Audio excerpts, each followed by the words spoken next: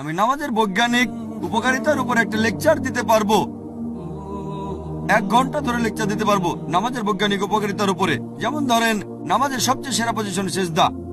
যখন সেজদায় যাবেন তখন শরীরের সর্বোচ্চ পয়েন্ট মানে কপাল ঠেকাবেন মাটিতে।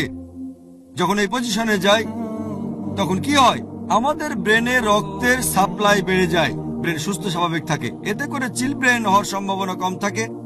চিল ব্রেন মুখের স্কিনের এক প্রকার রোগ। যখন সেজদা দেই তখন ব্রঙ্কিয়াল ট্রিতে ড্রেনেজ হয়, শ্বাসনালী রোগ হওয়ার সম্ভাবনা কম থাকে। আমরা যখন নিঃশ্বাস নেই, যখন শ্বাস প্রশ্বাস নেই, ফুসফুসে 1/3 বাতাস থেকে যায়, এটাকে বলে রেসিডুয়াল এয়ার। যখন সেজদার সময় নিঃশ্বাস নেবেন তখন অ্যাবডোমিনাল ভিসেরা ডায়াফ্রামে চাপ দেয়, আর ডায়াফ্রাম এই রেসিডুয়াল এয়ার বের করে দেয় এবং ফ্রেশ বাতাস ফুসফুসে যায়। রেসিডুয়াল বাতাস বেরিয়ে যাবে, তাজা বাতাস ঢুকবে। এতে ফুসফুস সুস্থ থাকার সম্ভাবনা বেশি থাকে, ফুসফুসের বিভিন্ন রোগের সম্ভাবনা কম থাকে। এছাড়াও তখন অ্যাবডোমিনাল ভিসেরায় রক্তের চলাচল বৃদ্ধি পায়, এতে পাইলস হওয়ার সম্ভাবনা কম থাকে। যখন বসা থেকে উঠে দাঁড়াবেন, সিজদা থেকে সোজা হয়ে দাঁড়াবেন, তখন কাফ মাসলে প্রেসার পড়ে।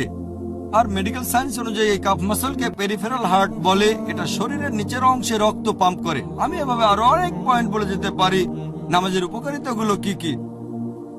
তবে তবে আমরা মুসলিমরা এই উপকারিতার জন্য নামাজ পড়ি না।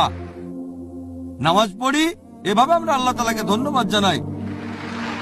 এই মেডিকেল উপকারিতাগুলো হচ্ছে হালকা খাবার, ডেজার্ট। আমাদের আসল খাবার বিরিয়ানি। আল্লাহকে ধন্যবাদ জানাই, তার ইবাদত করি।